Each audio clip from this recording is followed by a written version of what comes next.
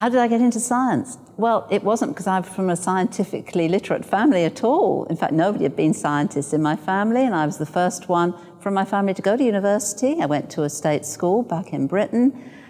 I always loved the environment. I was fascinated. My first study I can remember was watching which colour flowers bees wanted to settle on, and I don't think I could have been age 10 when I did that. But then I visited Charles Darwin's house. I looked through his microscope, and I was going to be a biologist. And biology led me into medical research, and it's also led me into studies of our amazing Australian environment.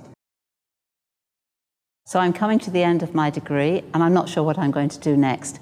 But I, almost by chance, go to an evening lecture by an amazing doctor called Michael Gaze. He was working up in Edinburgh, and he said that animals such as fish and frogs, lowly they might be, but they were very good at fixing up their brains after injury, which meant that in the case of a fish or a frog, for example, if they lost the sight of one eye, within a month they could see perfectly again, because the brain was restored as the nerve grew back in. And I thought, this is amazing. If only we could do that with humans.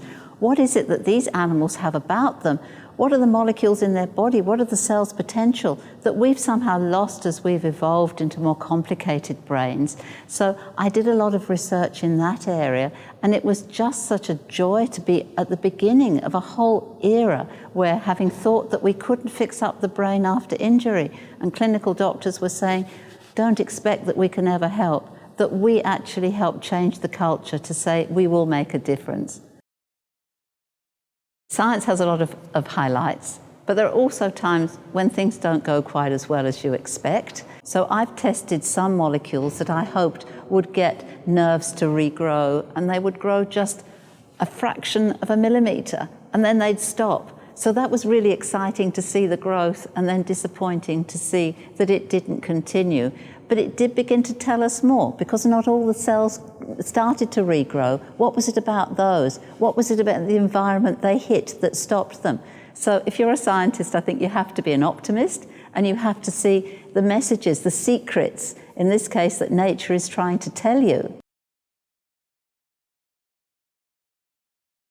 The biggest surprise in my research career actually relates to Australian native animals, because we have a wonderful environment here, so brightly coloured and amazing. And I read in textbooks that Australian marsupials could not see colour. And I could hardly believe that. And we did a whole series of studies which show not only that they can see colours that we do, from the reds right through to the purples, but they can see a colour we can't see, which is ultraviolet.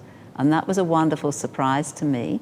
And you might ask the relevance of that research, but it's actually a laboratory that's now evolved to look at how we develop shark deterrents.